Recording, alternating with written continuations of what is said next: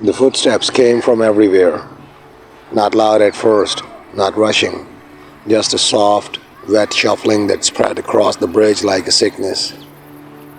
The sound of shoes dragging on a damp concrete, of something moving with purpose but no hurry. I stared into the fog beyond the headlights, trying to see what was out there. Shapes began to form, not clear bodies, more like silhouettes cut from the mist, one on the far end of the bridge, then another, then another. They stood perfectly still, as if waiting for a cue.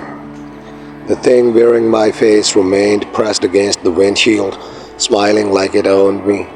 The crack in the glass widened slowly, delicately, like the bridge itself was breathing. Behind me, the woman in white was whispering something under her breath. I couldn't make out the words at first. It sounded like a prayer or a name. "Stop," I rasped. "Tell me what's happening." Her voice trembled, but she answered. "This is what it does." "What does what?" "It gathers," she said. "Once it has you, it calls the others." The others, my throat tightened. I forced myself to look past the thing at the windshield, toward the fog. The silhouettes were closer now, and I realized something that made my stomach lurch. They weren't strangers, they were people, or they looked like people. A man in a work jacket, his head tilted at an unnatural angle. A teenage girl clutching a backpack, her face hidden behind hanging hair. A woman in a hospital gown, barefoot on the freezing concrete. They stood scattered across the bridge, silent and waiting, all of them facing the car, all of them still, like mannequins, like bodies arranged for display. I whispered, "Who are they?" The woman in white's voice was barely audible. They stopped. The words hit me harder than anything else. "They stopped here," she continued. "They looked, they listened, they answered, and now," her voice cracked, "they're part of it." Outside, the thing's smile widened as if it enjoyed our conversation. It lifted one hand slowly, its fingers traced the crack in the windshield with eerie gentleness. The glass creaked again. Then it spoke, still in my voice. "You can't outrun a story." My stomach turned. I shouted, "Get away from my car." The silhouettes did not react. The thing didn't flinch. I just smiled, patient as wrought. Then it did something worse. It knocked. Tap, tap, tap. Exactly like a polite invitation, as if it expected me to open up and welcome it inside. The woman in white suddenly leaned forward, her voice sharp. "Do not speak to it." "I already did," I hissed, panic rising. "No," she said urgently. "Not like that. Not directly. Not with your name in your mouth. It wants your voice. It wants your permission." My lips went dry. Permission. The crack in the windshield spread another inch. The fog beyond the bridge thickened, swallowing the far end until the silhouettes looked like cutouts floating in nothingness. The thing pressed its palm against the glass again. Ice bloomed outward instantly. The windshield frosted over from the edges. My view narrowed. The bridge disappeared behind a growing sheet of white. The car felt smaller, trapped. The thing's voice softened, almost kind. "Just let me finish." "Finish what?" I whispered before I could stop myself. The woman in white gasped like I'd stabbed her. The thing's smile twitched. "Oh," it murmured, "you're learning." The frost thickened, the windshield creaked, the crack widened, and then the thing's face shifted again. The smile peeled back, the skin rippled like wet paper, and for one horrifying second I saw what was underneath. Not a face, not a human. Something long and hollow like a skull stretched into the shape, eyes like deep water, a mouth that was too wide, filled with darkness instead of teeth. It leaned closer and the windshield bowed inward slightly. The woman in white whispered fiercely, "Drive." "I can't see," I shouted. "Drive anyway." The frost covered almost everything now, leaving only a narrow strip of visibility at the bottom. The silhouettes on the bridge began to move, not walking, gliding, slowly. All of them drifting toward the car in silence. My heart hammered so hard I could barely think. The thing outside whispered, almost lovingly, "They'll help you stay." The crack in the windshield finally gave way with a sharp snap. A small hole opened, no bigger than a fist. Cold air poured in like a living breath. The thing's fingers began to push through, long, jointed wrong, searching. The woman in white screamed, "Go now." I slammed the accelerator. The tires shrieked. The car lurched forward blindly across the bridge, the hood vibrating as if the road itself resisted. The silhouettes blurred past on either side, faces turned toward me, mouths slightly open as if they were trying to speak. The thing outside did not fall away. It moved with the car, keeping pace, its fingers still hooked through the broken glass, scraping the dashboard. I screamed, sweating at them, my hands frantic. The woman in white reached forward suddenly. Her pale hands, cold as winter stone, wrapped around my wrists. "Don't touch it," she hissed. Her grip was iron. "Keep driving." The bridge seemed endless. The fog endless. The frost endless. And then, ahead, a shape. The far end. The guardrails opening. Escape. I pushed harder. The engine roared. The thing's fingers tightened, digging into the dashboard. I whispered, delighted, almost. The car burst off the bridge. The instant the tires hit normal road, something snapped. The pressure vanished. The frost shattered off the windshield like brittle glass. The fingers withdrew violently. I glanced in the mirror and saw it standing at the edge of the bridge, perfectly still, watching. The silhouettes were gone. The bridge was empty again. Just fog, just night, just me and the woman in white breathing like survivors. For a long moment, neither of us spoke.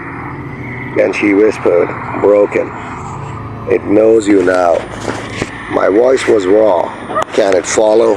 She didn't answer immediately, and that silence was the worst answer possible. We drove for a long time, without speaking. The road unspooled ahead of us like a dark ribbon, slick with moisture, lined with trees that leaned inward as if they were listening. The fog thinned in places, then thickened again, drifting across the asphalt, deliberate waves. Every time my headlights caught it just right, it looked less like weather and more like something exhaling. My hands were still shaking. Not the kind of tremble that passes after adrenaline fades. This was deeper, like my body had realized something my mind was still refusing to accept. The woman in white sat perfectly still in the back seat now. Her crying had stopped, but the cold hadn't. It remained pooled in the car, concentrated around her like she carried winter inside her bones. I kept expecting her to vanish, to fade away like a ghost story should, but she stayed. That made it worse, because it meant this wasn't finished. It wasn't a moment, it was a thread, and I was tangled in it. I swallowed hard, throat raw. "Why are you still here?" Her voice came softly, almost ashamed. "Because you saw me." "That's not an answer." "It is," she whispered. "That's how it works." I tightened my grip on the wheel. The road was empty, but I didn't trust emptiness anymore. Empty meant waiting. "You were supposed to be the thing people fear," I said. "The woman in white, the ghost on the roadside, that's the story." She made a sound that wasn't quite a laugh, not quite a sob. "I'm the part they remember," she said, "not the part that's true." My stomach clenched. What's true, then? Silence stretched between us, thick and heavy. Then she spoke. They built the legend around me because it was easier. Easier than what? Her voice dropped lower. Easier than admitting the bridge doesn't belong to anyone living. A chill ran down my spine. I glanced at the rearview mirror. Her face was pale, luminous in the faint dashboard glow, eyes hollow with something like exhaustion. You mean it's a place? I asked. It's a mouth, she whispered. The word landed wrong. Mouth. It opens, she said, something sometimes wide, sometimes just enough, and people wander too close. My throat tightened. I thought of the silhouettes, the way they moved without sound, the way they looked like people who had once been real. Are they dead? I asked. Her answer was immediate. They're stuck. That was worse. Dead was an ending. Stuck was forever. The car hummed along, tires whispering over wet pavement. Somewhere far away, an owl called once, then fell silent. I forced myself to breathe. So what was that thing? I asked, the one wearing my face. The woman's hands tightened in her lap. It's what the bridge keeps, she said. My stomach turned. Keeps? It takes what stops, she whispered. And when it can't take you fully, it learns you. The words made my skin crawl. I stared ahead, heart thudding. Learns me for what? Her voice was barely audible. To bring you back. A cold dread settled into my chest like a stone. I shook my head. No, I left. I drove away. The woman in white leaned forward slightly. You think distance matters, she murmured. The road bent gently, and then my headlights swept across something ahead. A roadside sign, reflective paint. My stomach clenched instantly because the shape of the sign was too familiar. I slowed without meaning to. The sign came into full view. Welcome to White Oak County. My breath caught. I didn't remember passing a county line. I didn't even remember where I was anymore. I whispered, that's not possible. The woman in white's voice sharpened. Don't stop. I'm not stopping, I said. But my voice shook. The sign shouldn't have mattered. It was just a sign. But it felt like a boundary, like a reminder, like something had been waiting for me to notice where I was. The fog thickened again. The trees pressed closer, and then I saw headlights behind us. A car, far back, but unmistakable, approaching slowly. Relief flickered in my chest before fear smothered it. Another person meant help. Another person meant witness. But witness also meant. The woman in white whispered, don't let them stop. I frowned. What? Her voice trembled. If they stop near the bridge, it will have another. My pulse spiked. The headlights behind us grew closer, steady, unhurried. A sedan, maybe. Its beams cut through the fog like knives. I slowed slightly, unsure. Maybe I should flag them down, warn them. But warn them how? Don't pick up the woman in white.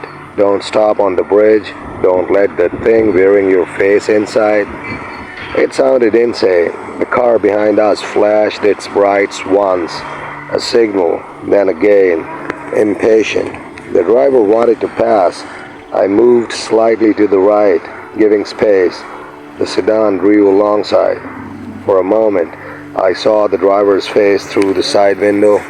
A man, middle-aged, tired eyes, one hand on the wheel.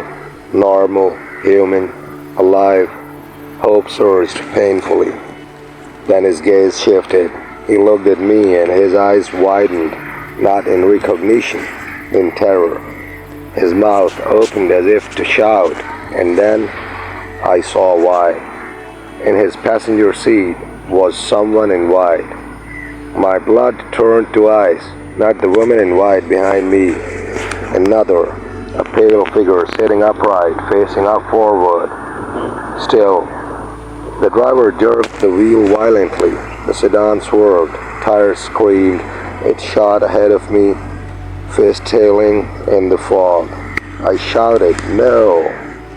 The woman in white screamed from the backseat, "Don't follow," but it was too late. The sedan vanished into the mist ahead, and then I heard it. The sound of concrete, guardrails, a hollow rush of air, the bridge. The sedan had reached it, and then brake lights flared red through the fog. The car stopped on the bridge. My heart hammered so hard I thought it would tear free. The woman in white's voice broke into a sob. "It's happening again." I whispered, horrified, "We have to help him." Her answer was immediate. "If you go back, it will keep you." The sedan's brake lights glowed like two red eyes in the mist. Then one of the doors opened. A dark shape stepped out. The driver. He stood unsteadily on the bridge, and from inside his car, the figure in white did not move. The fog swallowed them, and somewhere, faintly, I heard tapping. The brake lights ahead burned through the fog like warning flares. Two red points, trembling faintly as if the mist itself was breathing around them. The sedan sat motionless on the bridge, angled slightly wrong, the driver's door hanging open, and the man, he stood outside, frozen. I could barely make out his shape through the haze, but I could feel his panic like a current.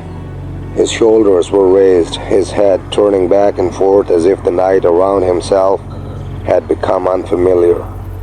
The white in my backseat began to whisper again, frantic, almost feverish, "Don't, don't, don't." My hands tightened on the wheel. I slowed despite myself. My foot hovered over the brake. Every instinct screamed at me to keep driving, to leave him there to save myself, but another instinct, older, human, twisted in my chest. You can't just abandon someone, not like that. The man turned suddenly, staring directly toward my headlights. Even through the fog, I saw his face clearly for a moment. He looked like he was pleading. His mouth moved. I couldn't hear the words, but I knew what he was asking. "Help me." I swallowed hard. The woman in white's voice snapped like a whip. "If you stop, you will belong to it." My throat burned. "I can't just leave him." "You can," she hissed. And there was something raw in her tone, something like desperation. That's what everyone says. That's what everyone thinks. And then the bridge has them too. The sedan's passenger door creaked open, slowly, deliberately. The man stiffened, turning his head toward it. I held my breath. The figure in the white inside the sedan began to move, not stepping out, not rising like a person. It slid, like it wasn't walking, but being drawn forward by invisible hands. The man stumbled backward, his arms lifted as if to ward it off, and then I saw it clearly in my headlights. Not a woman, not a ghost, not the tragic shape of roadside legend. It was something wearing the idea of a woman like a costume. White fabric draped over angles that were wrong, its head tilted too far, its limbs moved with that same puppet smoothness. The man opened his mouth to scream, and then the sound died in his throat, because the thing turned its face toward him and smiled. The exact same smile I had seen pressed against my windshield. My stomach dropped. It wasn't one. It wasn't singular. It wasn't attached to one bridge, one ghost, one story. It multiplied. It echoed. The woman in white behind me whispered, broken, "It doesn't just want you. It wants the road." The man backed toward the guardrail, shaking his head wildly. "No, no, no." His voice carried faintly now, thin through the fog. "Please, please." The thing in white moved closer, silent as mist, and then it spoke, not in its own voice, in his, perfectly, calmly, just opened the door. The man froze. His eyes widened in horror. He heard himself. He heard his own voice coming from something else. That was the moment his mind broke. He turned suddenly, stumbling away from the thing, away from the sedan, straight toward the edge of the bridge. I shouted, "Stop!" My voice vanished into the fog. The woman in white screamed, "Don't look too long." But I couldn't look away. The man gripped the guardrail, panting, shaking violently. The thing in white stopped a few feet from him, tilting its head like it was curious.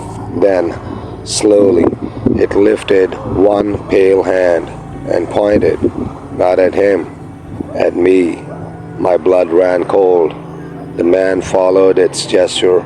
He turned his head, and his eyes locked onto my headlights, onto my car, onto me. For a heartbeat, the fog cleared just enough for our gazes to meet. His face changed. Hope flickered, then desperation, then something darker. He began to wave his arms widely. Hey, stop, please." The woman in white's nails dug into the seat behind me. "Don't."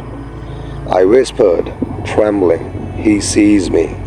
He will drag you in," she hissed. "Misery loves company.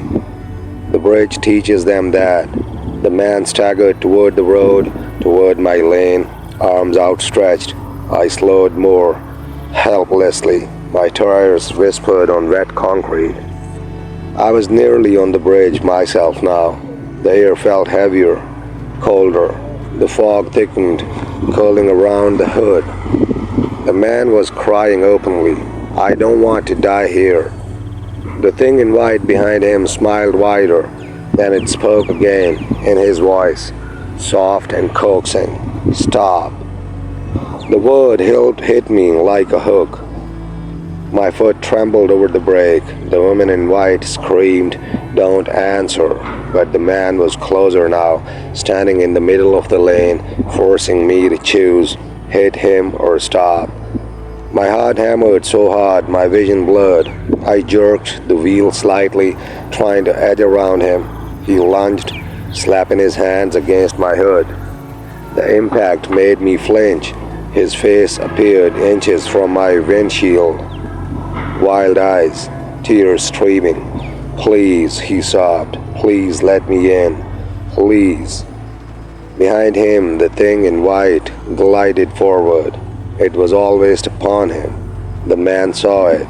His mouth opened in a silent scream, and in that instant, he did the worst possible thing. He grabbed my door handle, yanked hard. The lock held once, twice, then click. Something inside the mechanism gave. The door unlatched slightly. Cold air rushed in. The woman in white shrieked, "No!" The man sobbed, "I don't want to be alone." And then the thing in white reached him. Its hands touched his shoulder gently, almost tenderly, and the man went still. His sobbing stopped mid-breath. His eyes emptied. The fog around him thickened, and slowly he turned away from my car, away from me, and walked back toward the sedan like a sleepwalker. The thing in white followed. The passenger door opened wide. The man climbed inside. The door shut. The brake lights flickered once, then went out. The sedan vanished into the fog as if swallowed whole. Silence crashed down. I sat shaken, my door still slightly ajar. The woman in white whispered, devastated, "That's how it feeds." My voice was barely a sound. "What happens to him?" Her answer was a whisper like wind over graves. "He becomes another figure in white." The bridge ahead waited, and I realized with sick clarity it wasn't finished with me yet, because my door was open, just a crack, just enough. The door was still open, not wide, not enough for someone to climb in, just a crack, just a thin, impossible gap between safety and whatever waited outside. Cold air seeped through it, carrying the smell of wet concrete and fog and something else, something metallic, like old water sitting too long in pipes. My hands wouldn't stop shaking. I reached slowly, carefully, and pulled the door shut. The latch clicked. The sound was too loud in the silence. Final, but it didn't feel final. Nothing felt final anymore. The woman in white sat rigid behind me, her face turned toward the rear window as if she expected something to appear there at any moment. Her presence filled the car with an unbearable stillness. I swallowed hard. "We need to get out of here." Her voice was thin. "You can't just leave." "I already did." She shook her head slowly. "No," she whispered. "You escaped the bridge. That's different." My throat tightened. "What's the difference?" Her eyes lifted to meet mine in the mirror. "The bridge is where it takes you," she said. "The road is where it follows." The words sank into my bones. I pressed the accelerator. The car rolled forward, tires whispering onto the bridge. I hated that I had to cross it again. But there was no other way. The fog thickened instantly, wrapping around the hood as if the bridge exhaled. The temperature dropped. The dashboard lights seemed dimmer. The world narrowed. I kept my eyes forward, jaw clenched, refusing to look to either side. The woman in white whispered, "Don't stop, don't look back, don't speak to it." "I know," I muttered, but my voice sounded weak, like a child pretending not to be afraid. Halfway across, the fog thinned for just a moment, and in that moment I saw them.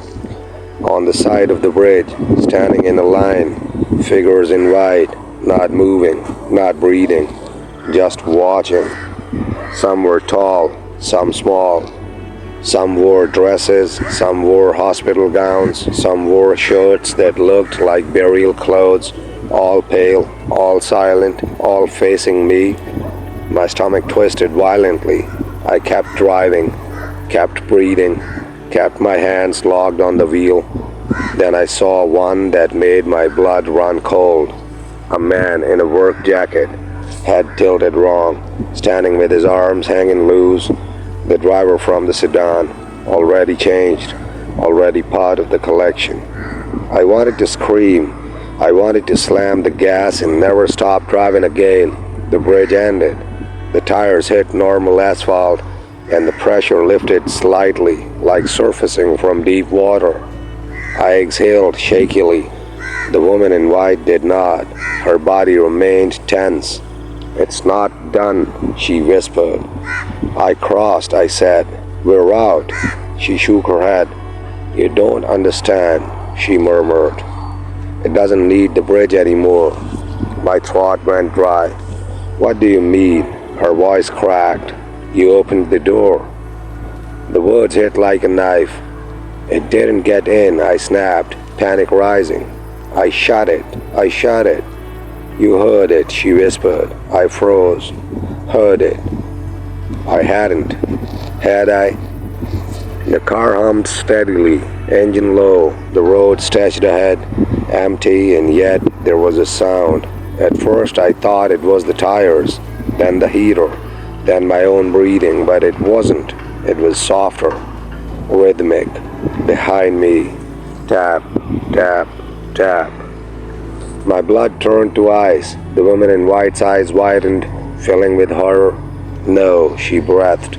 The tapping came again, not on the windshield, not on the hood, inside the car, from the back seat, from the space between us. Tap, tap, tap. I whispered, barely able to form words. "You're doing that?" Her voice broke. "I am not touching anything." The tapping stopped. Silence fell. Then a voice, not hers, not mine, something else, something that had learned both, soft, patient, right behind my ear. "Just open the door." My entire body locked. I couldn't breathe. The woman in white began to sob, shaking violently. "It's here," she whispered. "It's inside." I stared straight ahead, eyes burning, refusing to turn my head. My hands clenched the wheel so hard my knuckles ached. The voice came again, closer, intimate. In the dark, you already let me in. No, I rasped. The woman in white screamed, "Don't answer," but it was too late. The air in the car shifted. The cold deepened and slowly the rearview mirror began to fog over from the inside, not from breath, from frost. A pale film crept across the glass, and in the center of it a shape formed, a face, smiling, my face, watching me from behind. The smile widened impossibly. The car began to drift slightly, my vision blurred with panic. I fought the wheel back, hard hammering. The voice whispered, delighted, "I can drive too." The engine revved suddenly, not from my foot. The speedometer climbed. The car accelerated on its own. My stomach dropped. The woman in white grabbed the back of my seat. "Stop fighting it," she whispered desperately. "It wants you to panic. It wants you to crash. It wants..." The voice interrupted, amused. "It wants you to stop." The road ahead bent sharply, a curve I hadn't noticed. The car sped toward it too fast. I slammed my foot on the brake. Nothing. The pedal went stiff, dead. The steering wheel resisted, pulling slightly as if guided by another set of hands. The woman in white screamed, "It's taking control." The voice behind me murmured, almost tender, "Don't worry, we're going back." The curve loomed, the trees blurred, the fog thickened, and ahead, faint through the mist, I saw reflective paint, a sign. My heart stopped before I could read it, but I already knew. Bridge ahead. The bridge loomed ahead like a pale, breathing thing, its edges lost in fog, guardrails slick and concrete glowing faintly beneath the headlights. My hands gripped the wheel so tightly that my knuckles whitened, yet the steering wheel felt less like my control and more like a suggestion. The voice behind me, soft and coaxing, still used my words, my tone, my own cadence, and it guided the car effortlessly. I realized with a sick twist of horror that I wasn't driving anymore. I was a passenger in my own body. The woman in white screamed again, voice cutting through the roar of my pulse. "Do not let it take you fully. Don't let it." Her words were swallowed by the fog, her warning coming too late. The car's speed climbed, faster than any human foot could press, faster than my heart could expect. Tires shrieked, hugging the slick asphalt, but there was no escape. The bridge was endless, or at least it felt that way. The fog pressed inward, pressing down on the hood, pressing into the cabin. Every blink of my eyes was mirrored by voice behind me. My voice, repeating my fears in an echo I couldn't shake.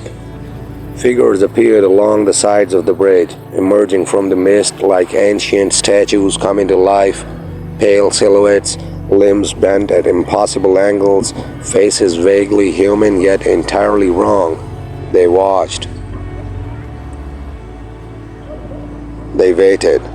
Some raised their hands as though beckoning, but not to me, to the car, to the thing driving it, to the imitation of me that had learned how to whisper promises I couldn't resist. The woman in white tried to intervene, reaching out, her hands brushing my shoulders in vain. "Fight it," she shouted, but her fingers passed through my skin like smoke. She couldn't touch me. I was already part of the game. A scream split the night from behind, a sound that didn't belong to me or to her. I glanced in the rearview mirror. Another car, another figure. The fog swallowed everything instantly. The dashboard lights flickered, the speedometer spun, time seemed to bend, the numbers twisting, refusing to stay in order. I realized the bridge wasn't just repeating itself, it was expanding, drawing other paths from nothing, folding lanes over each other so that we were trapped in a maze of concrete and fog and expectation. Then the voice whispered again, my voice, Open the door. The words hit me harder than any fear I had felt before. I could feel the cold in my spine, the metal under my seat vibrating faintly as though it had a heartbeat of its own. My door, my own door, creaked slightly, a whisper of resistance. I knew instinctively that if I opened it, if I gave even a fraction of permission, the bridge would claim me completely.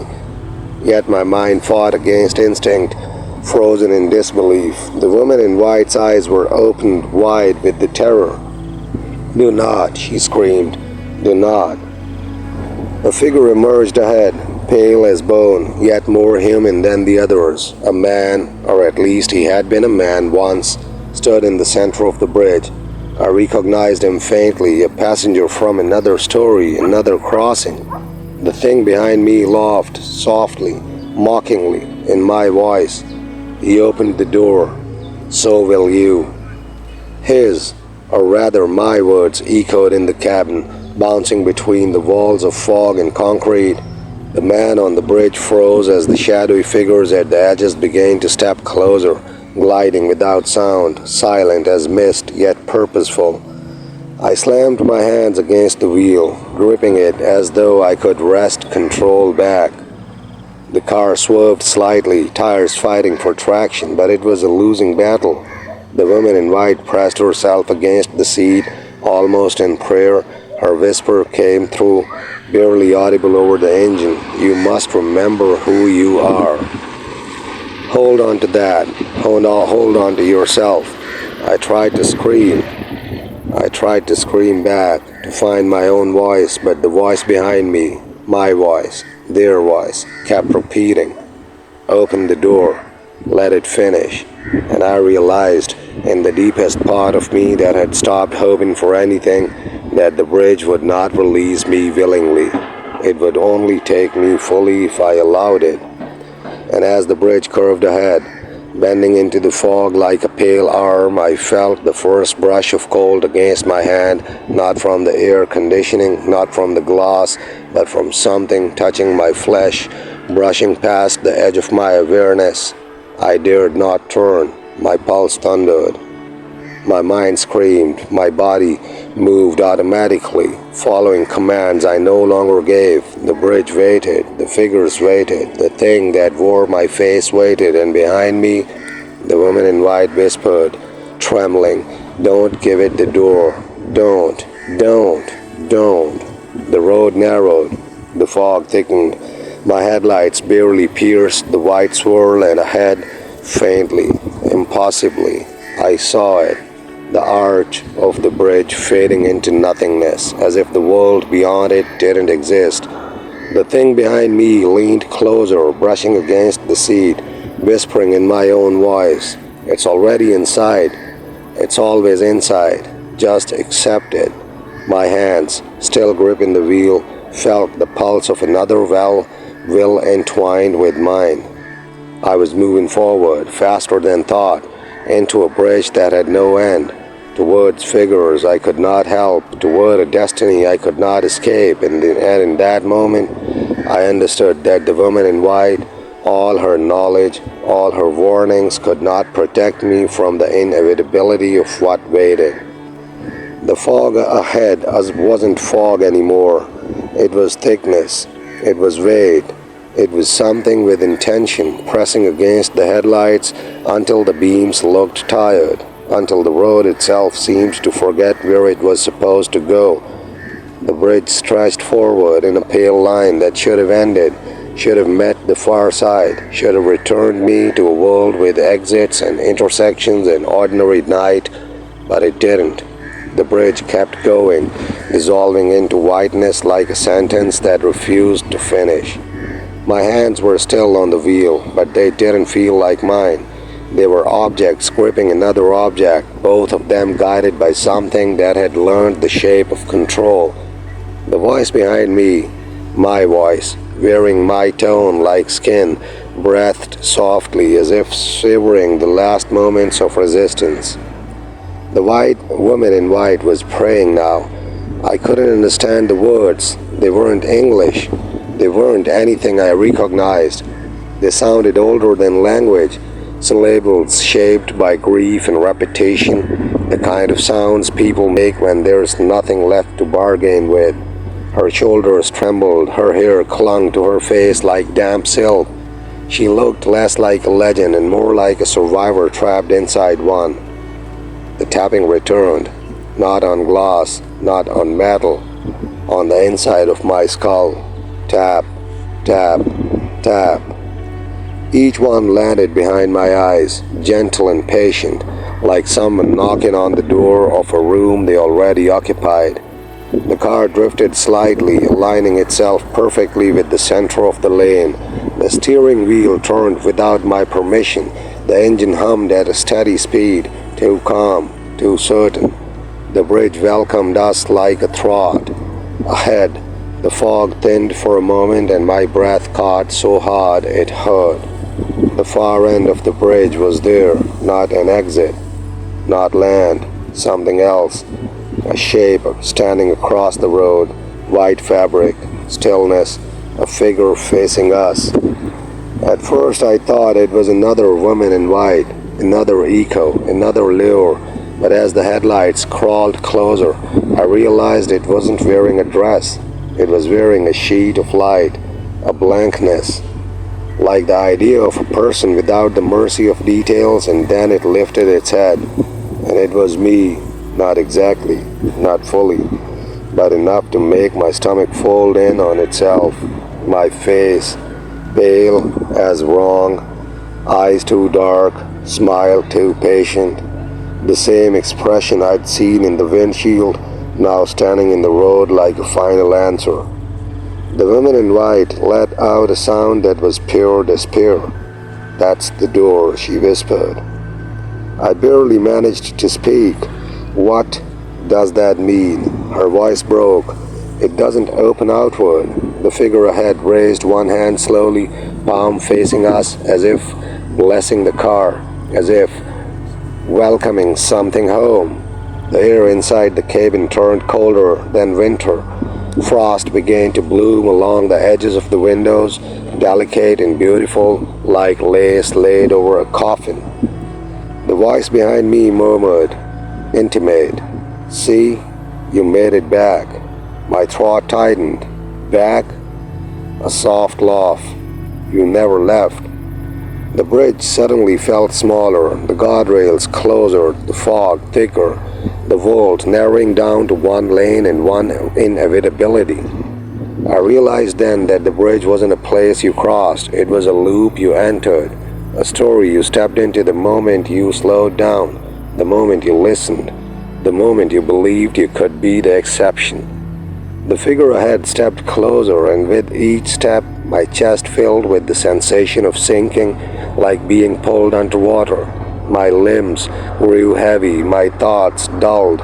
The car slowed without brakes, without resistance, like it was approaching something sacred. The woman in white leaned forward, her voice suddenly fierce, sharp as a blade through grief. "Listen to me." Her words cut through the cold. "This is the only way." I didn't turn. I couldn't. "What way?" she whispered, trembling. "You must stop being afraid of it." My breath hitched. "That's impossible." "No," she said. "Not fear.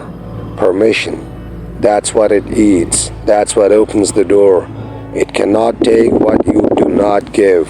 The voice behind me softened, coaxing. "She's lying." The woman in white screamed, "Don't listen." My hands shook violently. My mind was splitting in two directions, one pulled toward surrender, the other clawing toward survival. The figure ahead was only feet away now. My face, my smile, my invitation. The fog pressed in like an audience, and then I understood something sudden and sickening. The woman in white wasn't warning me away from the bridge.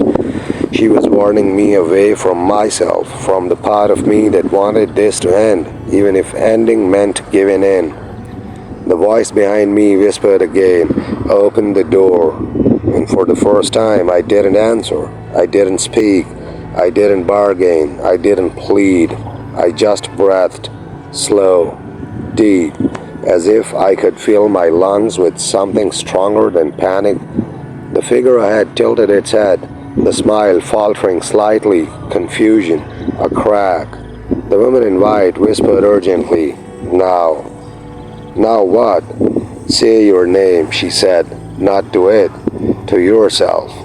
Anchor yourself." My lips trembled. I swallowed, and in the cold, in the fog, in the bridge's waiting mouth, I spoke my name aloud, not as permission, not as surrender, but as a declaration that I was still here. The voice behind me hissed, the smile ahead twitched, the frost on the windows shivered. For one heartbeat, the bridge seemed to tremble. The figure in the road stepped back, just one step, as if the story had stuttered. The woman in white's sob turned into something like laughter, broken and astonished. "It can't finish," she whispered. "Not if you don't let it." The car lurched violently, the engine roared, not controlled, not guided, but chaotic. The steering wheel snapped back into my hands like a bone returning to its socket. I slammed the accelerator. The car surged forward, straight through the figure. There was no impact, no body, just cold, just fog, just the sensation of passing through a memory that wanted to be real. And then the bridge ended. The tires hit dirt, the fog tore open like cloth, the trees returned, the night returned, the road returned. I screamed, not from fear, but from the shock of being alive. The car skidded to a stop miles later on a stretch of empty highway beneath a sky full of indifferent stars. Silence. My hands shook on the wheel. My breath came in sobbing gasps. The woman in white was gone. The back seat was empty. Not cold, no whisper, no frost, just fabric and darkness. For a long time I didn't move. I didn't trust the stillness. Then, slowly, I looked up to the rearview mirror. My reflection stared back, my face exhausted, human, real. I almost believed it was over. Almost. And then I saw it. Not in the mirror, not outside. On the inside windshield, near the corner where the frost had been, a small handprint, pale, perfect, pressed from within, and beneath it, written in a thin, fogged line as if traced by a fingertip, "You can't outrun a story." The highway stretched ahead, endless, waiting. And somewhere far behind me, in a county I would never willingly return to, a bridge listened, and when the night is quiet enough, when the road is empty enough, you can still hear it. Tap, tap, tap. Not on the glass, not on the bridge, but on the inside of your name.